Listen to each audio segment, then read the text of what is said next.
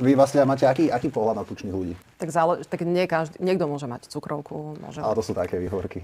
Nie sú to výhovorky. Myslím si, že môže mať zdravotné problémy, prečo by nemohol mať.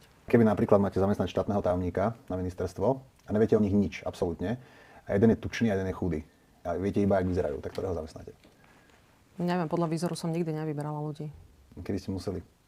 Není čas sa s nimi rozprávať. Vám to nepríde, že tuční ľudia sú menej kompetentní? Že keď niekto nevie ani akýby tento faktor vo svojom živote má nad ním kontrolu, tak ako môže mať kontrolu nad hocičím iným? Akože nemá kontrolu nad vlastným telom? Ale môžu tam byť iné symptómy, o ktorých vy neviete, netušíte. Dobre, ale budete to riskovať? Dobre, ale ten obézny alebo teda pribratejší človek možno, že bude viac zapálený pre tú prácu ako ten štíhly človek.